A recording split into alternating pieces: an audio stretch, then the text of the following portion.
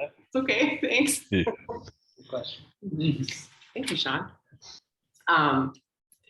So Tim and I had a conversation yesterday about academic excellence and kind of what the committee should look like and our objectives. So I just sent out an email today to get an idea of kind of when we should meet and our goals yet for what we're going to do for the next year. So got some ideas, kind of the direction of where we want it to go.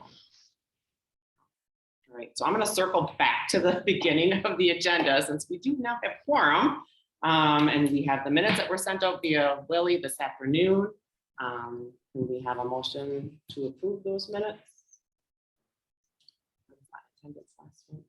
So moved. All right, Paul, motion a second. Brian, second. Any other questions? All in favor? Aye. Opposed? Same sign. Motion carries. Thank you. Treasurer's report. So we need a motion to table that as well. Sure, so I summarize it quick while we're recording? Yes, please do. Thank you. Okay, we had an increase in the Haunted Hustle, total funds raised to just over 11,000 as we received some additional checks from area businesses, and that then brings the PTO's portion up to $2,100.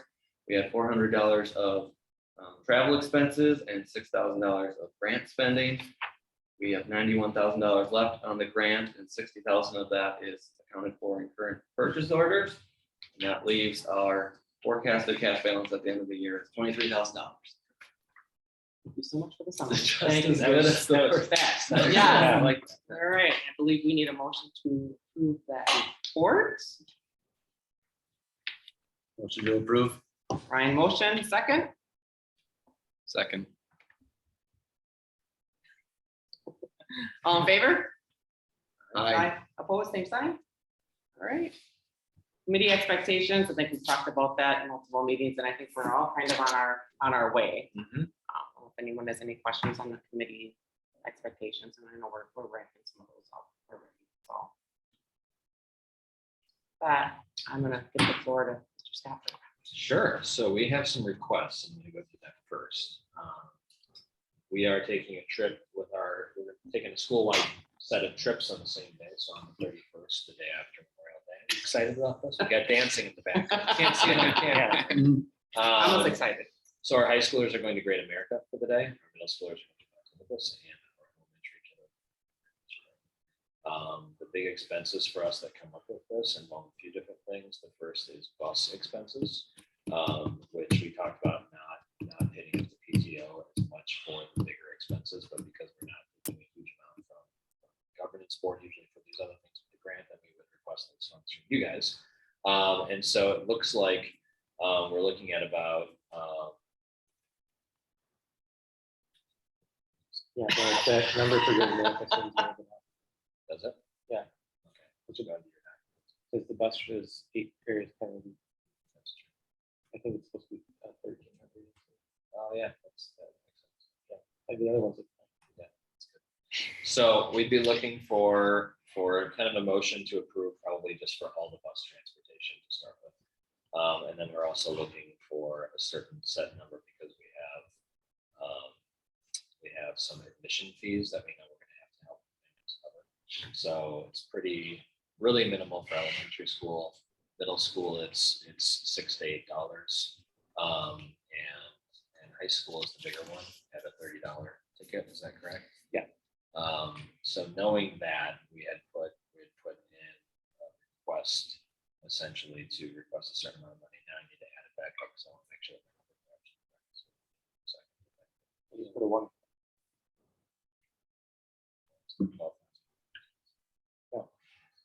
What was the date of this? Not 63. 31st. 31st.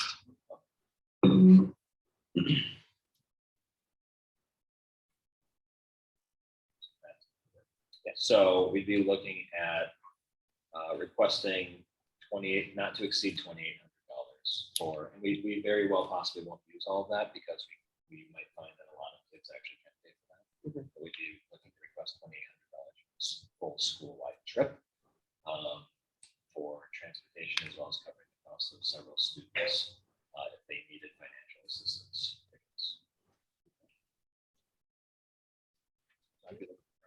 A motion, not to exceed $2,800 for pupil travel. I'd make a motion to approve. Matt makes the motion. I'll second. Adam's in second. She's going on. Yeah. We'll have Emma, we'll have Brian in the background in a second. Yes. All in favor, not to exceed $2,800 for people travel for field trip from May 31st. Signify by saying aye. Aye. Same sign. Motion carries. All right, and then I have one more request, and that is, we have graduation coming up for our 8th graders, as well as kind of graduation / recognition for 5th graders. Okay. And we were hoping to also work with PTO, but we were also going to some money to put together some good things. We have several students who are leaving their school, going out to money away or whatever it might be. We have a tendency to do good bags every year, and it doesn't usually exceed $10 per bag. So we'd be looking for $400 for purchasing parting gifts, so to speak, for our graduating. A motion not to exceed $400 for 5th and 8th grade students for graduation. I'll make a motion to approve. That makes the motion. Second. Sean's gonna second. I think Paul is. No, you go ahead. I don't need to. All right, Sean's gonna second. All in favor? Aye. Aye. Aye. Motion carried. You have the money, sir? No, I don't usually ask for a bunch. I know. Feels weird to ask. This is awesome. Kind of odd on how we Second. just made quorum and now you're. Yeah, it was on the sheet. I never checked that. I do have a question, because I think we approved something for, was it the Venom? MTAX and Veterans. Yeah. And we haven't seen that. Okay. Okay, Well, we so, talked to yep, Kathy would have had a, did pay the invoice for that. That's, Um, it's possible that went through technically the district and then. Okay, so I'll make sure that. I had a question about the Great America trip. Yeah. So I know, Mr. Marcon, that you heard about the students. Did you relay that to Mr. Scufford yet about the $30? So Which I which have part? a, yeah, I Oh, have about a your, yes, about your pass. pass. So I was wondering like, how Um, that really. I have worked. not relayed that yet, but yeah, I'm not sure. Are you the only one who has a pass, season pass? I think so. Okay, You have a season pass. I don't see why you wouldn't be able to use it. Yeah. correct. Therefore not have to get $30. Okay. Yeah. That's awesome. Yeah. If you want to fill that pass, my way. I mean, we have 4. Because we have not yet ordered the tickets yet. Yeah. That was okay. something where I was going to work with Ms. Ziegler to go through that ordering process, but I think it should still be fine. The only difference by having a group rate is they give us a discount on it. Yeah, I heard about that, but I think you guys and we need make the that. qualification for it without one or, Without you know, me. like one or Yeah. two students Sure, are gonna that change makes the. That money math doesn't on it. actually also cover chaperone tickets as well. Oh, sure. Okay. Yep. Some of those are free. But Which is awesome. Free is good. Free is good. All right, so thank you, everyone. I really appreciate that. In terms of the grant, we're spending like crazy people because we have to and we should. And so we are purchasing, I finally got approval from Mr. John Williams to put basketball hoops outside. Because our kids, if you look at our playground, it is set up for elementary and then it is a green space and a blackboard.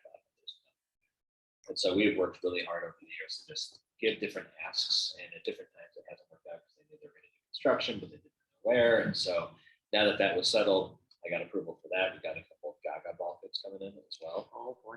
which will be good fun. You have a question on this? Yes. Yes. Are we able to get a 4 square? Yes, that's my goal, is to Okay. actually get painted lines. Okay, around because the so- kids, I say kids, the 10th graders have not stopped complaining about it. I know, and So- I feel bad. You're all using chalk still, so it's like we're in the 1800s. But yes, painted lines for basketball, painted lines for Foursquare. I got approval for that because I've actually been shot that. I'll tell years them ago. that because they'll be really happy. Good. Well, it'll be great, and I appreciate Mr. Williams really taking time with me to go and check things out. So we got approval for that, so those are purchased. I'm hoping that this fall we'll also have a couple of soccer goals that are kind of semi-permanent that will go out there. That will also be good for our kids. They love to kick the ball around. Mhm. If I can keep them kicking on the roof and into a net, that's what I would. Well, Yes. Construction is going well. An update on that. I just was in a meeting yesterday. It looks like August 19th is the tentative date for me to finish up. Summertime, this space will not be available, which historically, I'm bringing this up now, historically, we have met somewhere else. Like it's always been at Aaron. Yes, And I don't know where we should meet. we can always meet at Marine Park. if Yeah, you Would well, like that's to. awesome. Yeah, that could be wonderful. Mhm. We've never taken like a summer off or a July off or anything like that. Sometimes we do have a hard time getting a quorum in those months. So that's something to just consider. But I think if we get a date on the calendar, we might already have a date on the calendar. I'm not sure. I think we have dates off too. I think we do it through August. So we just can't meet here. So Right. that's my big thing. Is Right. if we have this space like Marine Park, that'd be awesome. I'm wondering, do we meet? I don't know. I think that's something that we can definitely discuss. And I've always wanted that because I think that was the month that we had the hardest time with the quorum. So we ended up meeting and couldn't make any decisions. But nothing saying that we couldn't. I think that's something we can talk about via email with Mr. Mhm. Elianak. Yep. So a lot of people on vacation. So Exactly, yeah. And I don't know how many, how many decisions really need to be made. in July. it's not usually. So. But anyway, maybe we can talk about that via email then, and we'll talk about either a place if we are choosing to meet in July or whether or not we. So, Yeah, we could always, for sure, do June and August. It's not a problem to get around there, so. Yeah. Beyond that, we are winding down to the end of the school year, and I'll have the teachers and the students talk to you guys a little bit about that. It's been busy, and kids are working to wrap up fourth quarter projects coming up soon. I will say that we switched over, and we talked about this before a little bit, but we switched to a new grading policy this year where we removed standards-based grading. And it definitely has been an adjustment for our students. I think it's been a positive adjustment. It's been a hard adjustment. The rest of the district is now moving toward basically the policy that we had, the exception of a few little things, but they're now also going to be removing that. So we did that because we really saw a lot of negative things coming through, and we talked about that later in the year. But we saw a lot of bad habits and lack of motivation in students to really do much more than like squeak by with what we would call 2 out of 4. And so now that we've changed it, we've seen a definitive change in our students, which has been good. But it's also an end of the year, and now it's like, oh my gosh, I'm sitting at a year and that. They've never really experienced the grade book just showing solid low grades like that. So it's It was been an always an adjustment. NYA, right? It was NYA, or it was a 2 because it was really a easy 2. to see a 2 because you could do very minimal work and get a 2. And that was never supposed to be the model, but that's kind of how the model functions in most districts. So that I've been a part of anyway. So it has been an adjustment. And I'm going to be curious to see, and I think we'll do some surveys with the students and the parents. And we had a lot of buy-in at the beginning of the year, but I think it's still an adjustment. And it's going to be an adjustment for the rest of the district next year, 6 through 12, because they're now going back to a system of not even. It's going to be so. But that's all I really have for updates. Other than we're just getting ready and gearing up, and people are starting to pack boxes in the classrooms because they know there's construction going on. So it has been busy. It's in with the grading. So third quarter was 1 through 4. No, all year long. We Oh, have okay. switched out. So we didn't change it mid-year. We implemented at the beginning of this year a different grading policy Okay. and reassessment policy, so students can do test corrections within 5 days. Their homework has to be in within 5 days. And we do that because we were having kids turn in homework 2 months late. And it was one of those, like, the purpose behind that formative homework classroom is to get feedback. so you can make adjustments, learn from it, and then get feedback again on the next assessment, get feedback on the next assessment until you have a summative assessment. If you don't do any of that work, you are not growing at all except for what you might be absorbing in class, even though you're not doing the work, and you're not getting feedback. And therefore, you take the summative assessment, and lo and behold, you're really low. And so what we found was there's a direct correlation between our students doing homework, like almost to a percent. Like this was the percentage of homework scores. And we look at the equal percentage of summative test score. And so our goal is to get our students into that habit again of doing homework, because of throughout the district for the last 8 years, we've seen students not turning in work, but then even homework. And then if you got a low test score, you could take a retake 4 months later. And that, you know, we look at that and we go, well, that's bad practice. And it was meant so that students could show proficiency. The problem is just like us, like there's that inch up the whole time. And it causes a lot of work on students that really piles it up on them. And it causes a lot of work on teachers that suddenly at the end of a quarter semester, they were just getting overloaded with work. That's frustrating. Because it's not helping them. And so then kids were getting twos constantly because they technically did the work, even if they didn't do it well. And it just defeats the purpose of what are we doing in school. So that's why we changed that process. And for context, you know, a 2 was the lowest passing grade, but because it wasn't really associated with a letter, there was a disconnect. And so lots of students just thought 2 is fine, Good enough. good enough, and then they move on. And so it wasn't a motivator for them to reassess or try better or do more for that area. It was like, we had what we called box checkers. So students that just got it done with and we moved on to the next thing, and the quality of work was just not matching what we were hoping for. We have seen more growth academically this year for our standardized test scores than we have ever seen. And we also saw more growth in district. And we also outscored everyone. Assessment scores. So I think that if you want to draw a correlation between those two, a lot of other things that we've been doing, teachers have been doing, it's been a positive year, even though a lot of our students grade-wise have really struggled to get out of it. I think learning things out of that process in class is huge. So if they're doing but yeah, I just wanted to give you that update because it's going to be a difficult end of the year for some of our kids. It's going to be hard for some of our kids that traditionally have always been the student to translate those grades and really keep working out. So our goal was to help them through that process. The teachers did a good job. So anyway, that's my updates. Any questions? Good question.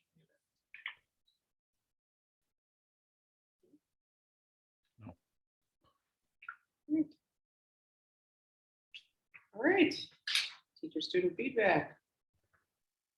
Where's yours, sir? Absolutely. Well, I want to share a little bit. One of the things I was pulling up was some pictures from the Venom Lab because it was sweet. Right in. It was I just did phenomenal. more than the kids. I had a ton of fun. I'm going to make a plug right now. It's open to the public on Fridays and Saturdays and Sundays, and it's like $15 admission. Really? And the guy even took me back and showed me the freezer of death where he stores all the venom, which was really cool. What So are you this is me holding? holding a ball python. So I'll try to give a little, you know. It's so Nice. pretty. Yeah. So this is just a little guy. I What was want what was Daisy? Daisy was 14 feet? Daisy, very fitting name. Yeah. Yeah. Yeah. Daisy was 14 feet and not the biggest snake they had, but he just doesn't like picking up the 150 pounder. But the real attraction was. How do they keep it from not biting? The ball pythons are constrictors, so Oh. they just wrap around you. I Um, knew that. But then we saw multiple venom extractions. And so this guy was a spitting cobra, I think. Yeah, he has the goggles on. So this is spitting cobra. And so he grabs it behind the jaws and then sticks it onto the cup to collect it. And they don't produce very much. So they actually just do a series of collections, freeze it, and then do more collections, freeze it, more collections. When they freeze it, it's actually shelf stable for 70 years. How Really? how deadly Do you know? I off the top of mean, your head, like, is that stuff? yeah, it's kind of hard because it changes per species Oh, and yeah, everything yeah. like that. Well, that one um, specifically. This do you one know? specifically, I don't remember the spitting cobra. You wouldn't Only wanna get because, bit only by because it. its big Basically. thing is gonna be, it'll spit the venom as well, so that's, will be a defense mechanism to get larger prey away, because it's not trying to like kill something large, it chase it away, and then it uses the venom to kill the animal it's Just don't want to trying get bit by it. No, That's kind of what. you don't. But we saw cottonmouth, we did a tarantula, that one was really interesting, because you had to knock it out with carbon dioxide, because otherwise it's too fragile to handle, it'll wriggle too much, and you end up hurting the animal. So then you essentially knock it out, and then you put the Bangs. fangs, thank you, onto the thing, and then he uses an electrode to stimulate it. And so he gives it a little shock, and that'll produce the venom. It's like 1 drop per fang. And then you put it back in, and it gets oxygen back, and it comes back, and it just is fine again. And then there's a number of animals that they have on display for education purposes. So they have a bald eagle that can no longer fly because it was hit by a semi in the privet area. Okay. So they have, it's indoors permanently right now because of bird flu, which has been really affecting things. They had some tortoises, they had a possum. They also had fruit bats, large fruit bats that the kids got to feed and everything. So that was cool. Did you So like have the- every intention of going back there again next year if things work out. Can you take us? Yeah, unfortunately Emma's grade keeps the possum. Emma's grade missed out on field trips with some places. So maybe I'll backfill with the juniors. You just take me with. Yeah, take the juniors next year. So I thought it was very entertaining. We are just going to go into our ecology unit. So we'll use some of this. We also did use some of it when we talked about evolution. We talked about how like venom was produced by a gene replication, and then it's getting moved to a different chromosome to this pancreatic gene, then got changed to a different location to be produced in the mouth of animals, and then carried on from there. So had some relevance with the content that we do in class, and also that it was a nice place. I think the students enjoyed it. Braden can either agree or dismiss my Totally. Yeah. yeah. Very So cool. so thank you for the funds for that. Yeah. We very much appreciated that. Other than that, like Tim was saying, we're wrapping up the school year. We're getting very close to our end of year projects for our student choice projects. So those are kind of coming together, and it's fun to see them coalesce at the end of the year, and looking forward to some of them turning out really cool.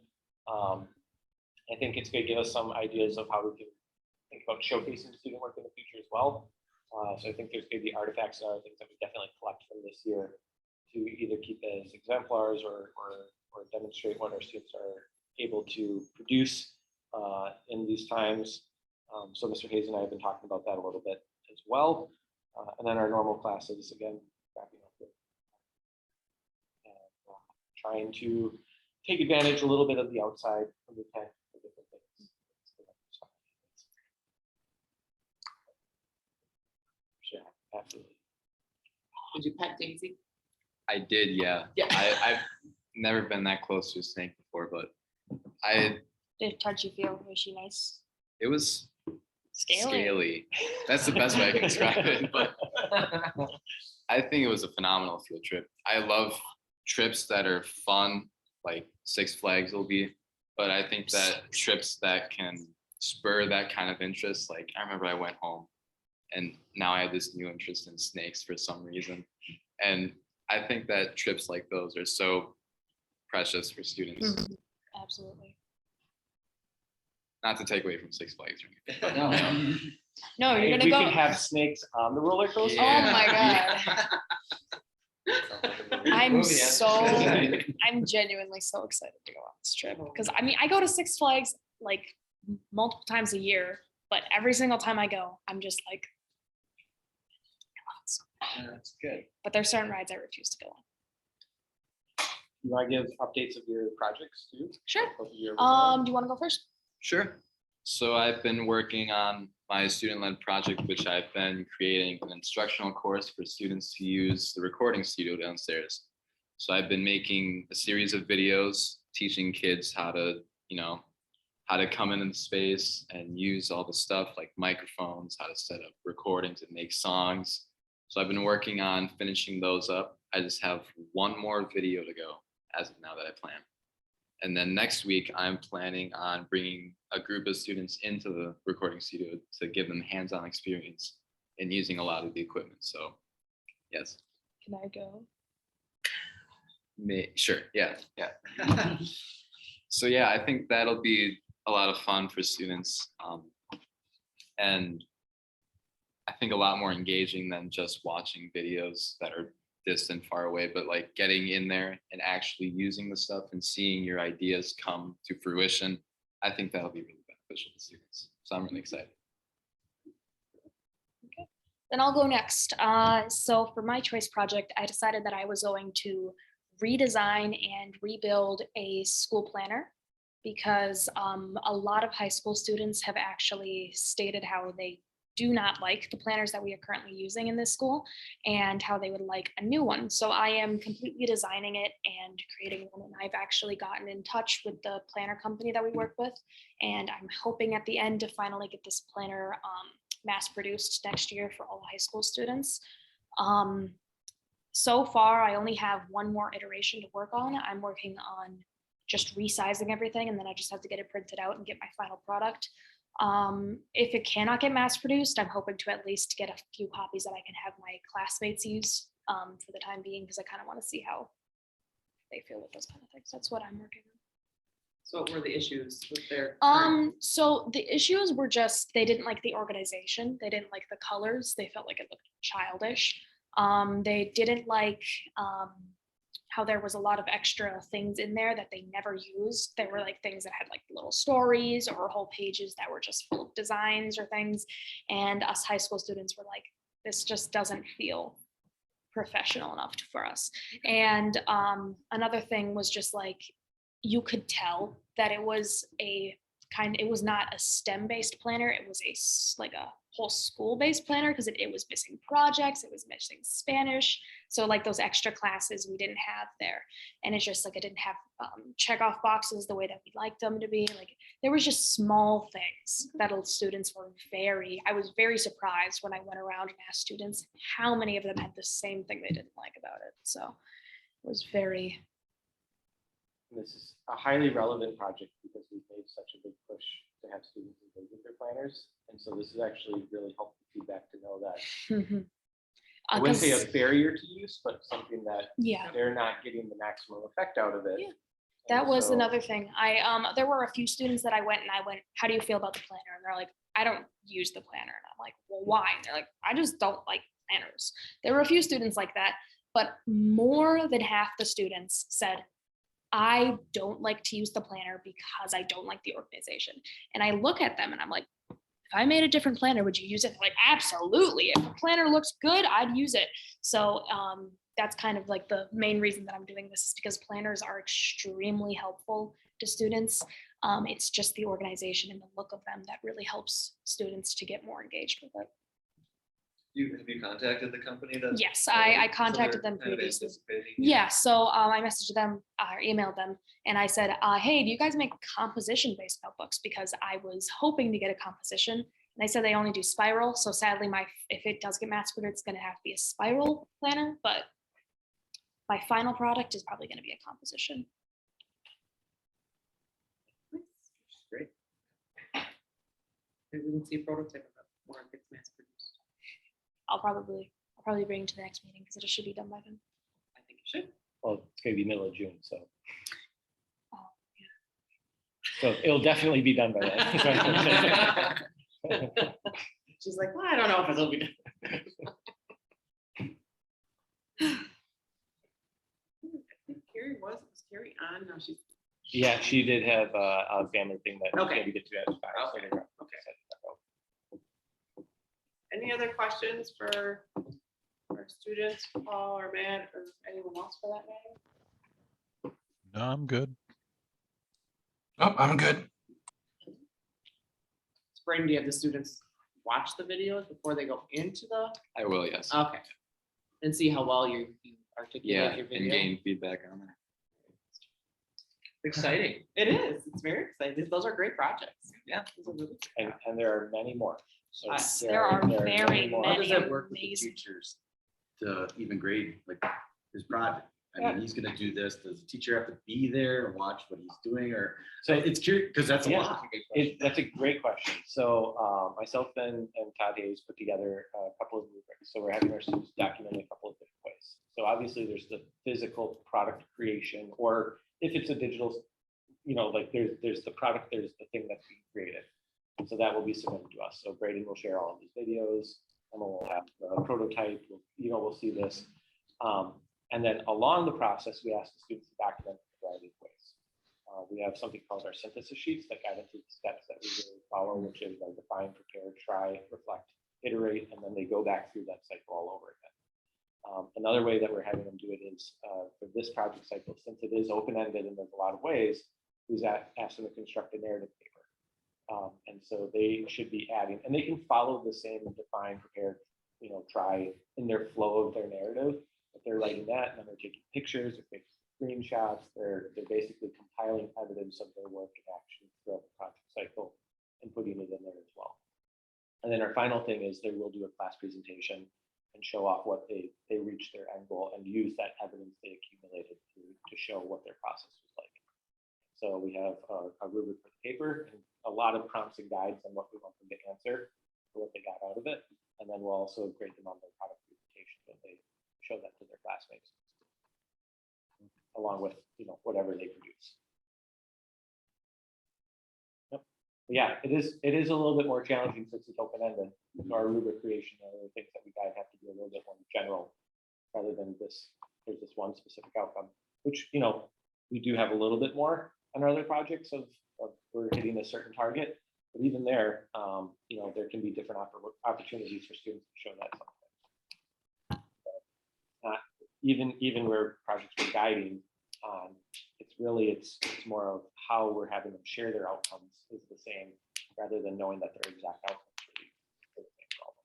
Like previous project cycle, they all had to produce a video in the concept of like a consumer reports video, but the actions of students were different. And so, the content that they shared within that video was going to be unique based on the, direction and drive that they have with the project. I've always been big on having voice and choice. But we've also been realizing in the last 12 years that executive functioning skills and students have teachers have done a really good job.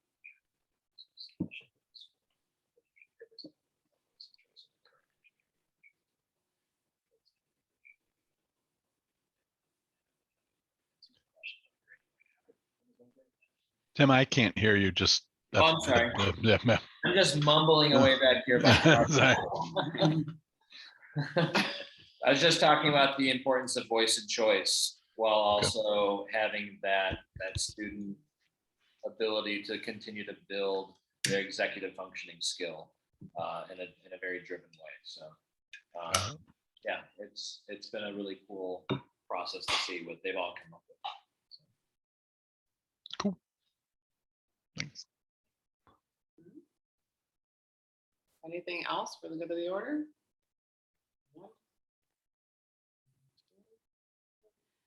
Sean, we do have a note here, Wisconsin Charitable Organization filing deadline.